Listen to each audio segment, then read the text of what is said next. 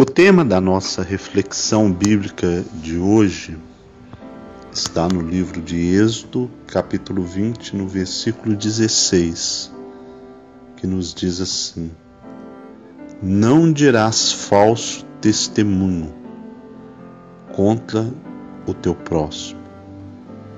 É o 9º mandamento. Por que Deus deixou entre os seus mandamentos essa observação? Ele colocou isso como uma lei, como um mandamento para o seu povo. Não dirás falso testemunho contra o teu próximo.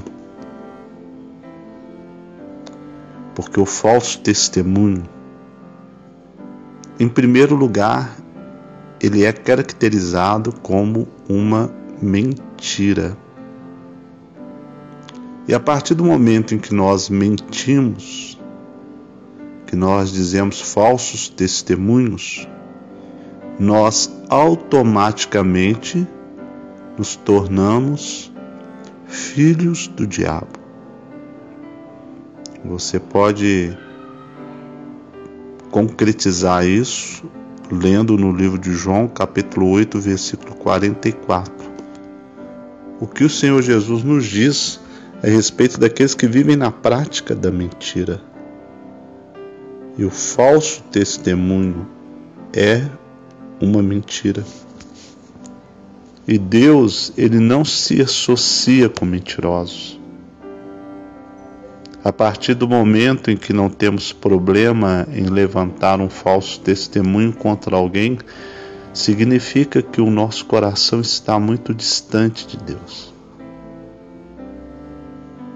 O próprio Senhor Jesus nos ensinou que cada árvore será reconhecida pelos seus frutos.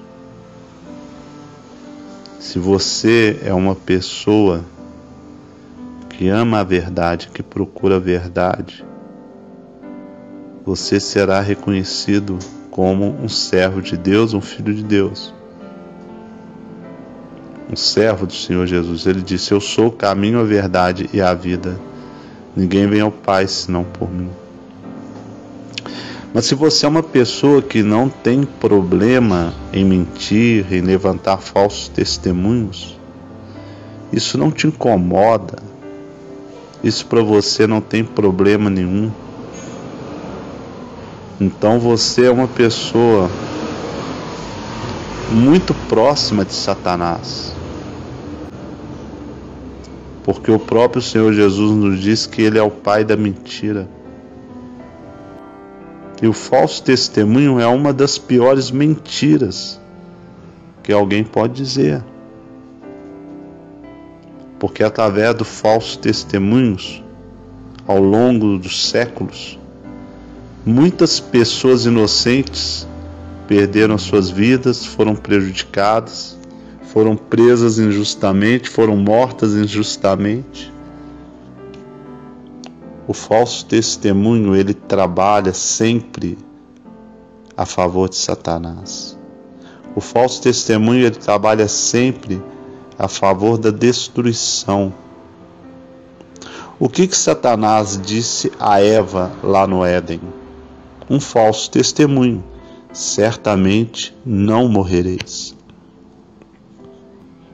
Então é muito importante que cada pessoa que se diz servo ou serva de Deus, que venha pensar sobre isso. Há pessoas tão aliadas com Satanás de uma forma tão profunda que ela vê uma pessoa fazendo determinada coisa e depois ela diz para os outros de uma forma muito tranquila e convincente: não, ele não fez nada disso. Então, pelo fruto conhecereis a árvore. Se o fruto que você dá é a verdade, então você faz parte de Cristo. Agora, se o fruto que você dá é a mentira, é o falso testemunho, você então faz parte de Satanás. Simples assim, não tem meio termo, não tem espaço vago. E o que é mais preocupante de todas essas coisas é que o falso testemunho se tornou uma coisa tão comum na vida do homem, da humanidade, que ele é trazido de uma forma até imperceptível por muitos, que não percebem que aquilo que eles fazem é um falso testemunho. Vou dar um exemplo bem simples disso. Quando um pai diz para o seu filho: olha, se você for um bom menino, aí no Natal nós vamos pendurar a sua meinha na janela e o Papai Noel vai trazer um presente para você. Por incrível que pareça, ainda existem crianças que acreditam nesse falso testemunho, nessa mentira, neste engano. Os pais ensinam aos filhos que os filhos não devem mentir, mas os próprios pais mentem para os filhos para satisfazerem as suas próprias vaidades. O falso testemunho, ele está muito mais presente no dia a dia das pessoas do que se pode imaginar. Quando alguém pede para que você fale uma mentira para ele, você está dando falso testemunho. Por exemplo, se você está em casa, aí alguém toca a campainha da sua casa e fala: eu quero falar com um fulano de tal, um parente seu. Você fala: só um momento. Aí você vai lá e fala: ó, tem uma pessoa assim, assim, assim querendo falar com você. Aí vai lá e fala que eu não estou, não. Aí você vai lá e fala que a pessoa não está. Você deu um falso testemunho. Embora as pessoas não dão importância a isso, embora as pessoas não acreditem nisso, mas um falso testemunho é tão grave quanto matar, quanto adulterar, quanto furtar. E como todos os outros mandamentos, está no mesmo nível. Entre os mandamentos de Deus não tem um que é mais grave do que o outro, não. Todos têm a mesma importância. Porque quando eles são obedecidos, eles levam a um propósito grandioso, glorioso, que é o reino de Deus. Mas quando esses mandamentos são ignorados, são desprezados, são desobedecidos voluntariamente, ele leva as pessoas ao propósito de Satanás, que é o lago de fogo. E para conseguir os seus objetivos, ele tem um falso testemunho como uma ferramenta muito eficaz, como uma árvore muito produtiva. E nós vemos falsos testemunhos por todos os lados. E o que é mais estarrecedor em tudo isso é que eles são aceitos com muita naturalidade. Não há problema. Leva-se numa boa. Sorriem, acham graça. Mas aqueles que temem ao Senhor, aqueles que procuram colocar o Deus de Israel, o seu Filho Jesus, seu Shamash, em primeiro lugar nas suas vidas, que realmente se importam com a vontade de Deus, que se importam com aquilo que está escrito, que não rejeitam os mandamentos de Deus, aqueles que têm os mandamentos de Deus, não gravados em tábuas de pedra, mas gravados no seu coração, esses glorificam o Senhor através de suas vidas. Esses repudiam não só o falso testemunho, como também todos os outros pecados, o qual o Senhor nos mostra através dos seus mandamentos que não devemos cometer. Os homens, ao passar do tempo, e principalmente quando se afastam do Deus vivo, eles se acovardam, Eles não têm coragem de se posicionarem. Eles não têm coragem de ir contra o outro homem, contra a maioria, contra a multidão. E muitas vezes eles dão falsos testemunhos para poder agradar a homens, a pessoas que jamais poderão fazer absolutamente nada por cada um deles. Há pessoas que quando você estiver no pior momento da sua vida, essas pessoas nem perto de você irão passar. Mas a covardia que o inimigo implanta no coração do homem faz com que alguns que não temem a Deus deem falsos testemunhos. Mas se você é uma dessas pessoas, mas que também tem humildade no seu coração, eu venho dizer para você uma coisa maravilhosa. Ainda há tempo de se corrigir. No dia chamado hoje, no momento chamado agora, você pode se arrepender. Você pode tomar uma decisão na sua vida. Você pode tomar um posicionamento na sua vida e dizer para Deus: Senhor, me perdoe pelos falsos testemunhos que levantei. Aqueles que eu puder corrigir, eu irei lá corrigir. Mas aqueles que eu não puder, me perdoe. E a partir de agora, para a honra e glória do teu nome, eu não aceitarei falar um falso testemunho em qualquer área da minha vida. Seja para agradar os homens, seja uma desculpa.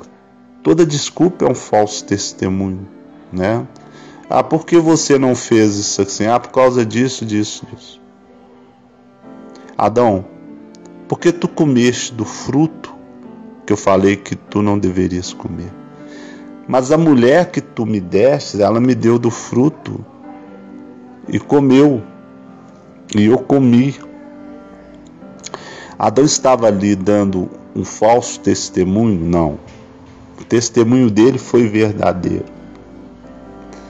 Mas nós devemos tomarmos cuidado para não sermos induzidos a fazermos algo que parece ser verdadeiro ou que seja verdadeiro, mas que vai nos levar a consequências desagradáveis, prejudiciais.